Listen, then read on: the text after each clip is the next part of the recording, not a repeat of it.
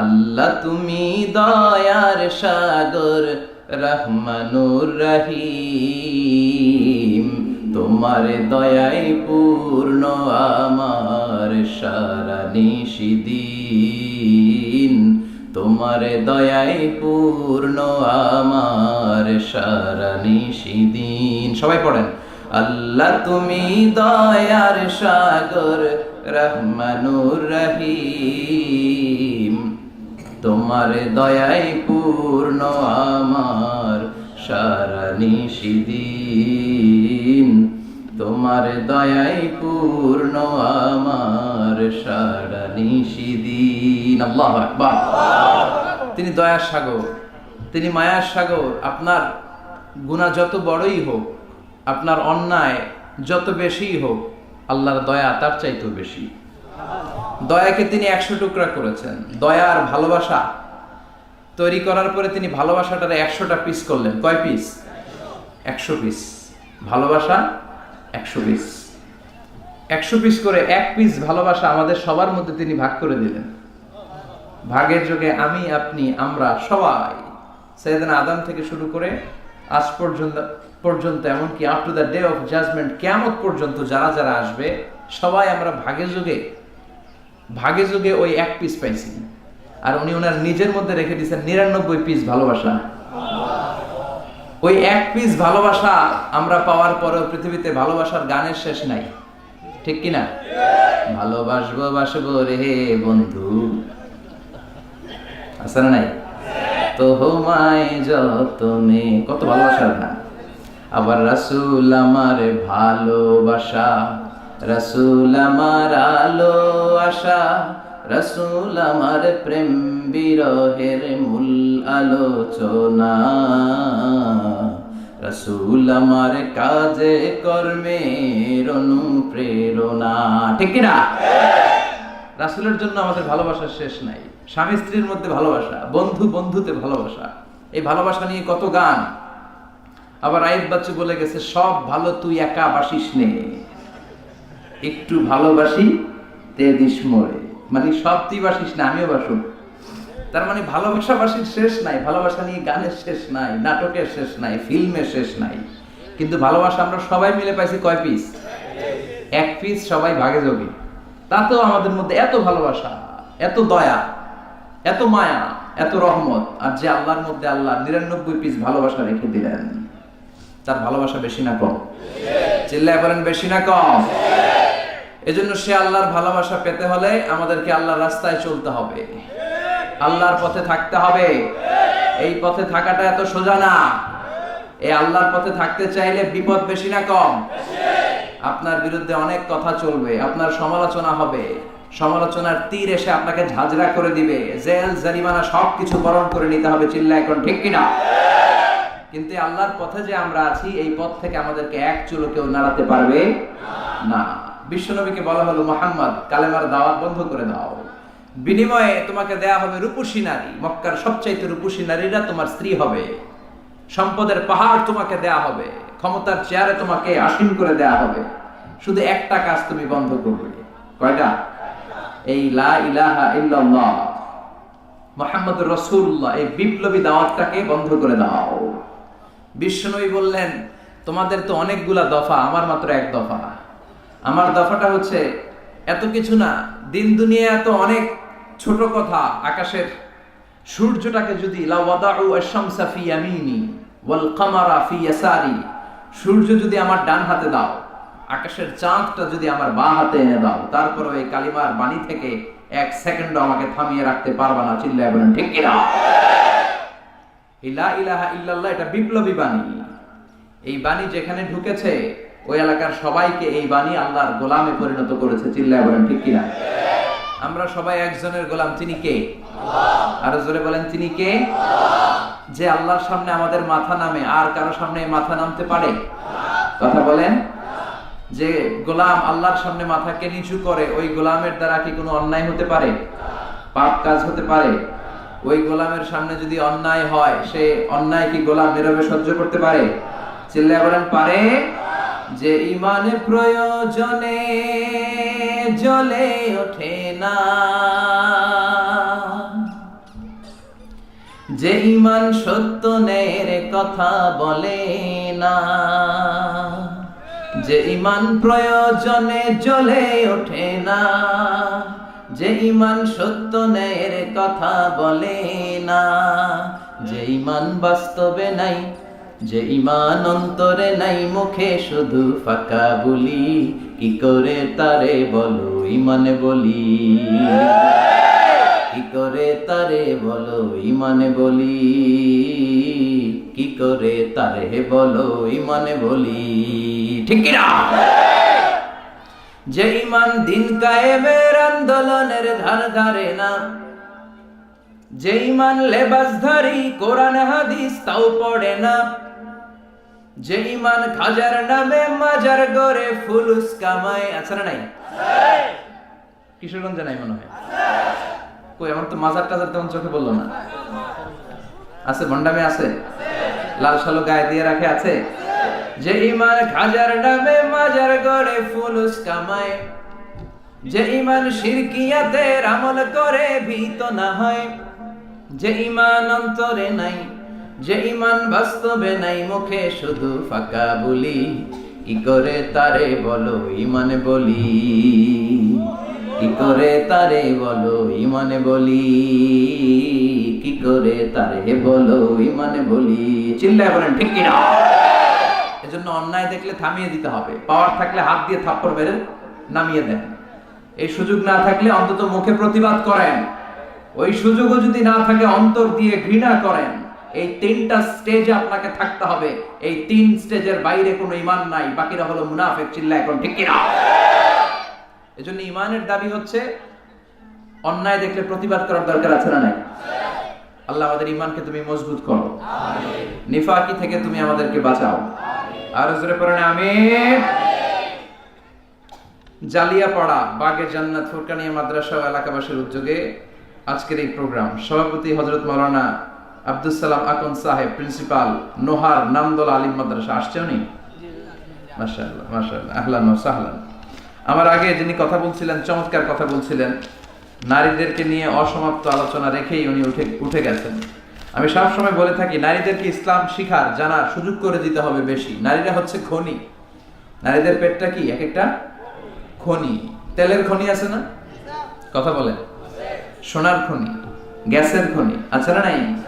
তো নারীদের পেটটাও খনি। এই নারীদেরকে যদি কোরআন শিখাতে পারেন, আমার বোনদেরকে যদি ইসলাম শিখাতে পারেন, নারীদেরকে যদি বিশ্বনবীর সুন্নাহগুলো শিখাতে পারেন, তাদের এই পেটের খনি থেকে বড় বড় আল্লাহর ওলি বের হবে, ইসলাম প্রিয় লোক বের হবে, দেশপ্রেমিক বের হবে, মুফাসসিরে কোরআন বের হবে, মুহাদ্দিস বের হবে, হাফেজে কোরআন বের হবে। আর একই নারী তাকে যদি ইসলাম না শিখান, কোরআন না শিখান, বিশ্বনবীর সুন্নাহ না শিখান, এই পেট থেকে বড় বড় ডাকাত বের হবে, টেন্ডারবাজ বের হবে, চাঁদাবাজ বের হবে, যারা ইফটিজিং করবে, 31st নাইটে মেয়েদের ওন্না ধরে টান দিবে, আর গান গাবে, রুব্বানে নাচে কোমর দুলাইয়া, ফেরেশতারাও বলবে তো করে পিডামো আমরা ঝুলাইয়া, চিল্লায় বলেন ঠিক কিনা?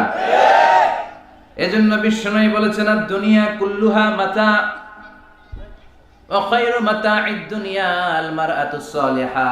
দুনিয়াতে যা দেখা যায় সব হলো সম্পদ, আর এই সব সম্পদের মধ্যে সবচেয়ে দামি সম্পদ হলো নেককার নারী। বাড়ি গাড়ি ফ্ল্যাট সবকিছু সম্পদ, আর এই সব সম্পদের মধ্যে সবচেয়ে দামি সম্পদ হচ্ছে নেককার নারী।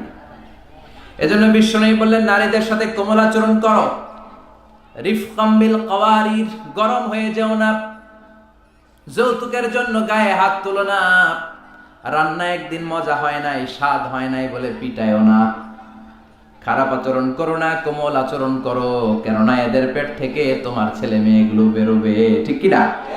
রিফকাম বিল কাওয়ারির, কোমল আচরণ করো। নারীদের সাথে কোমল হতে বলেছেন বিশ্বনবী। কাওয়ারির মানে গ্লাস, গ্লাস যেভাবে ধরতে হয় রাখতে হয়, নারীদের সাথে ওইরকম আচরণ। কাচের গ্লাসকে জোরে ধরা যায়, জোরে রাখা যায়? কাচের গ্লাস ধোয়ার সময় সাবান দিয়ে যখন ধুন, জোরে ধরা যাবে? জোরে রাখলে কি হবে? ভেঙে যাবে। এজন্য নারীদের সাথে কোমল আচরণ করতে হয়। নারীদের হৃদয়টা অনেক নরম, এদের সাথে যদি আপনি রেগে যান, এতিকে লগে গরম হইলে এতিরা সেতি যায়,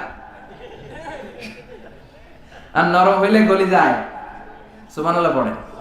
এজন্য ভালোবাসবেন, কি করবেন? বলবেন তোমারে লেগেছে এত যে ভালো, চাঁদ বুঝি তা জানে, রাতেরও আধারে ধূসর হয়ে তাই সে আমারে টানে, চাঁদ বুঝি তা জানে। ঠিক কি না? বিশ্বনবী এটাই বললেন, স্ত্রীকে ভালোবাসো। বিশ্বনবী বললেন স্ত্রীর সাথে ভালোবাসা করলে আমলনামা সওয়াব দিয়ে পূর্ণ করে দেয় কে? আবার বিশ্বনবী বললেন রাতের বেলা এক কম্বলের নিচে স্বামী আর স্ত্রী দুইজন যে থাকো, ভালোবাসা বিনিময় করো, এতেও তোমাদের আমলনামায় সওয়াব দেয় কে? আল্লাহ। এক সাহাবী বললেন নবী এটা আবার কেমন কথা, স্ত্রীর সাথে ভালোবাসা বিনিময় করলে কেমন করে সওয়াব হয়? স্বামী স্ত্রীর প্রেম ভালোবাসাতে আবার সওয়াব আসবে কোত্থেকে? বিশ্বনবী বললেন এটাই ইসলাম। এই ভালোবাসা যদি স্ত্রীর সাথে শেয়ার না করে শালীর সাথে করো, গুনাহ আছে না নাই? ভাবির সাথে টাঙ্কি মারলে গুনাহ আছে না নাই? তো শালীর সাথে ভাবির সাথে যদি ভালোবাসা শেয়ার করেন, যদি গুনাহ হয়, নিজ স্ত্রীর সাথে ভালোবাসা শেয়ার করলে সওয়াব হবে। সুবহানাল্লাহ পড়েন। আপনার হাত যখন আপনার স্ত্রীর হাতের সাথে মিলান, দুই হাতের সগীরা গুনাহ মাফ করে দেয় কে? স্ত্রীর চেহারার দিকে রহমতের নজরে তাকালে চোখের সগীরা গুনাহ মাফ করে দেয় কে? আর শালীর দিকে তাকাইলে কবিরা গুনাহ দেয় কে?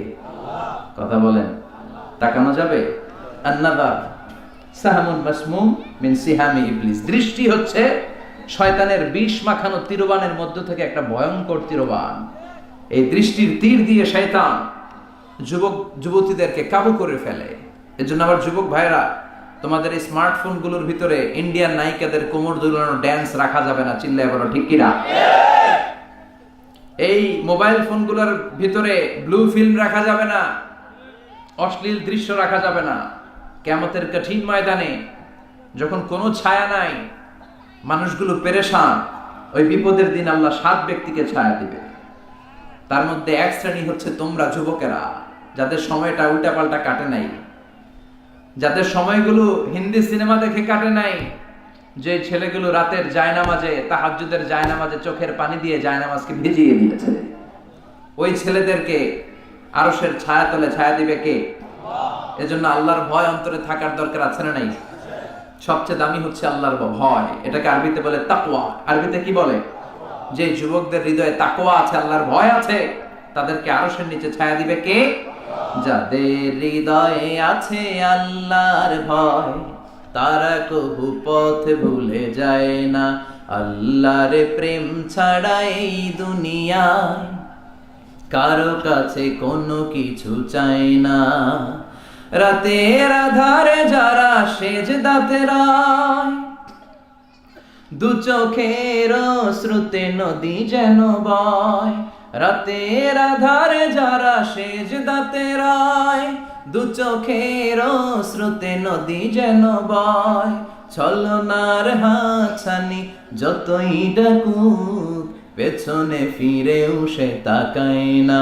যাদের হৃদয়ে আছে আল্লাহর ভয়, তারা কবু পথ ভুলে যায় না। আল্লাহর প্রেম ছাড়া এই দুনিয়ায় কারো কাছে কোনো কিছু চাই না, কারো কাছে কোনো কিছু চাই না। চিল্লায় বলেন ঠিক কি না?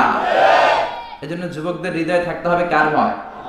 আল্লাহ তোমার ভয় দিয়ে আমাদের অন্তরটাকে তুমি পরিপূর্ণ করো। আমরা যেন নজর হেফাজত করতে পারি, তুমি তৌফিক দাও। আমাদের নারীদেরকে তুমি কবুল করো।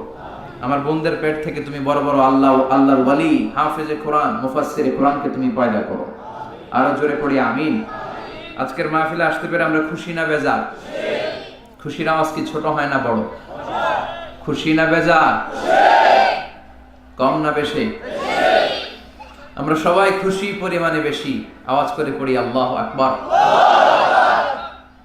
আসুন ফরমালি আজকের এই প্রোগ্রামে অফিশিয়ালি আমরা আল্লাহকে একটা থ্যাঙ্কস জানাই, ধন্যবাদ জানাই যে আল্লাহ তাআলা এরকম প্রতিকূল পরিবেশে দেশের অনেক তাফসীর মাহফিলে আজ বাধাগ্রস্ত, প্রশাসন থেকে অনুমতি পাচ্ছে না, ঠিক কি না? কিন্তু তাফসীর মাহফিল বন্ধ করে দিয়ে কি কোরআনের আওয়াজ বন্ধ করা যায়? ইসলামকে স্তব্ধ করে দেয়া যায়? ইসলাম হচ্ছে চারা বীজের মতো। ওরা চায় ইসলামকে মাটির নিচে গেড়ে ফেলতে, কিন্তু ইসলাম হচ্ছে বীজ। এই বীজ মাটিতে গেড়ে দিলে এটা মাটিতে থাকে না, এটা চারা হয়ে গাছ হয়ে উপরের দিকে উঠে। চিল্লা এখন ঠিক কিনা? এজন্য ইসলামের আওয়াজকে স্তব্ধ করে দেয়া যায় না। আল্লাহ শুকরিয়া যে আমরা এই চমৎকার পরিবেশে মহাবিশ্বয় মহাগ্রন্থ আল কোরআন আল কারীম থেকে কিছু কথা শুনবার সুযোগ পেয়েছি। আসুন সেজন্য আল্লাহ তাআলার দরবারে আমরা শুকরিয়া জানাই। আমরা হৃদয় নিংড়ানো মনের সবটুকুন ভালোবাসাকে উজাড় করে দিয়ে সিংহ শার্দুলের মতো গর্জন করে আকাশ বাতাস প্রকম্পিত করে মন প্রাণ বুক মুখ একসাথে করে দেহের সবটুকুন শক্তি গলার এই মাঝ বরাবর এনে আমরা চিৎকার করে পড়বো কালিমাতুশ শুকর আলহামদুলিল্লাহ। সবাই পড়েন রব্বানা লাকাল হামদ হামদান কাসীরান তাইয়িবান মুবারাকান ফীহি ইয়া রাব্বি লাকাল হামদু কামা ইয়ানবাগি লিজালালি ওয়াজহিকা ওয়া আযীমি সুলতানিকা লাকাল হামদু বিল ঈমান লাকাল হামদু বিল ইসলাম লাকাল হামদু বিল কুরআন। আমরা প্রশংসা করলাম কার? জিকির করলাম কার? আল্লাহর নাম জপতে কেমন লাগে? আল্লাহর জিকির করতে ভালো লাগে? খারাপ লাগে কার কার দেখি? কারো খারাপ লাগে? সবার ভালো লাগে। আমরা যেন বেশি বেশি আল্লাহ তাআলার জিকির করতে পারি। আল্লাহ তুমি তৌফিক দাও। তোমার জিকির দিয়ে যেন হৃদয়টাকে সিক্ত রাখতে পারি। আল্লাহ তৌফিক দাও। আসুন আমরা এই বইটা থেকে কথা শুরু করে দেই, কারণ এই বইটাই হচ্ছে আমাদের তাফসীরুল কোরআনের মাহফিলের সিলেবাস। এর বাইরে আমরা কথা বলি না, বললেও আমরা শুনি না, কারণ এই বইটা এমন বই, this is the book, the most authentic and original book, the most reliable book in the world, whereof there is no doubt, no suspicion in it, and a guidebook for those who are muttaqin. এই বইটা এমন বই যে বই একটাও ভুল নাই, আছে একটাও সন্দেহ নাই, আছে থাকবে কেমন করে? কারণ বইটাকে পাঠালো কে? আল্লাহ। কিতাবুন আনজালনাহু ইলাইকা লিতুখরিজান NASA Minaj যুলুমাতি ইলান Noor. O Muhammad, my beloved messenger, the last messenger in this universe, I've revealed this holy and sacred book unto you in order to lead the mankind out of darkness into the light. ও মুহাম্মদ, কেন এই কোরআন পাঠালাম জানো?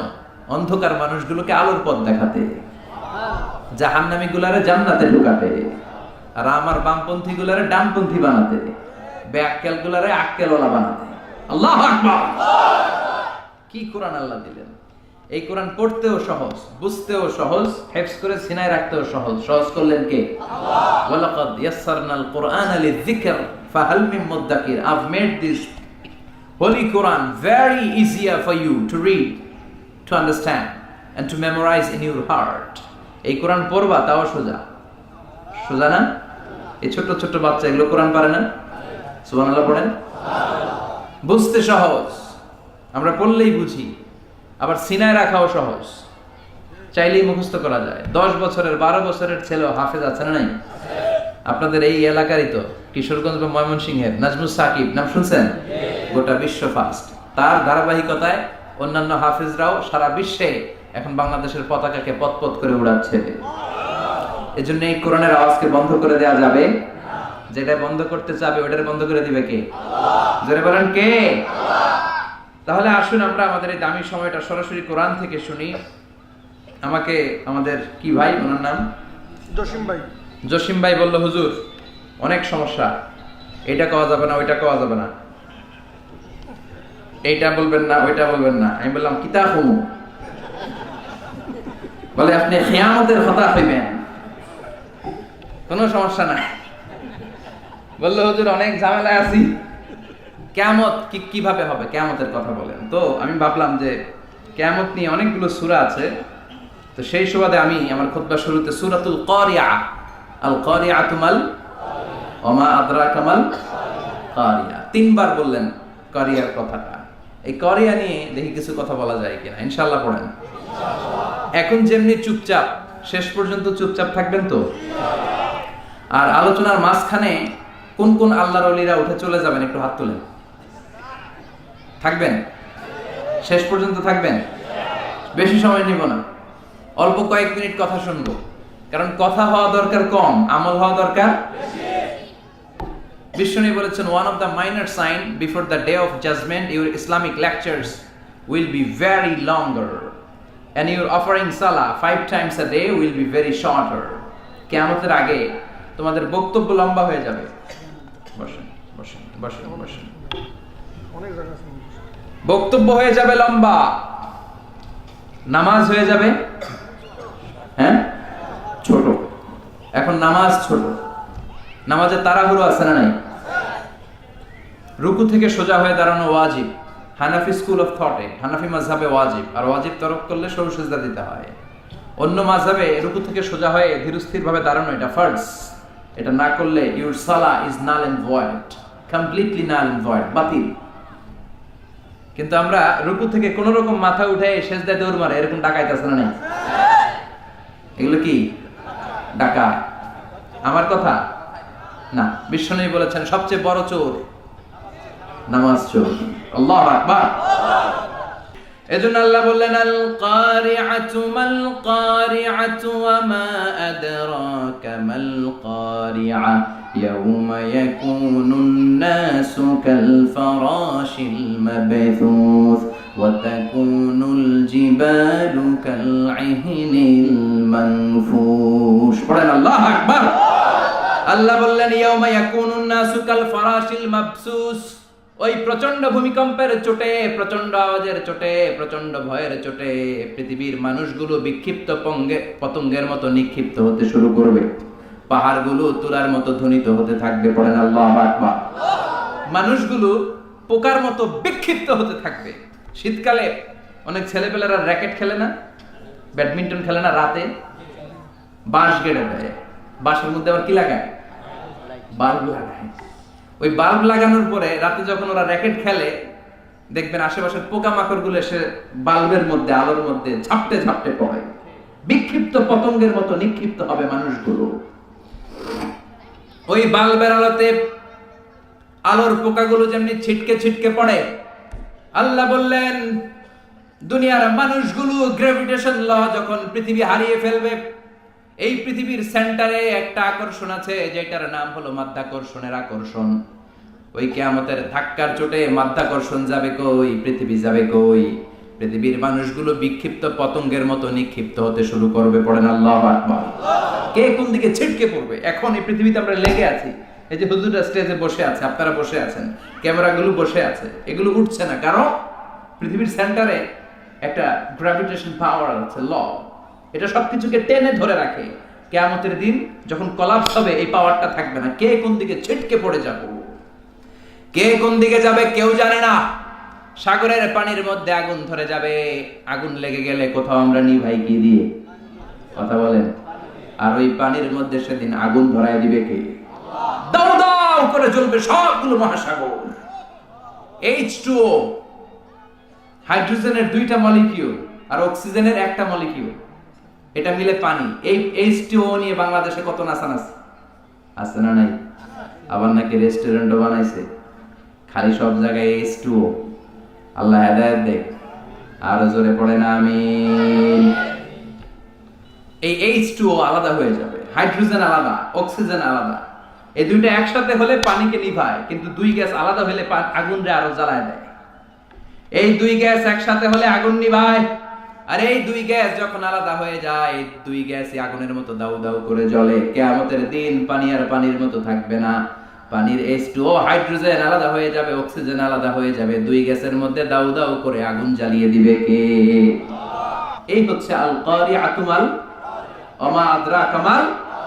সামনে আরো শুনবেন? হ্যাঁ, কষ্ট হচ্ছে? মনোযোগ আছে তো? লিল্লাহি তাকবীর।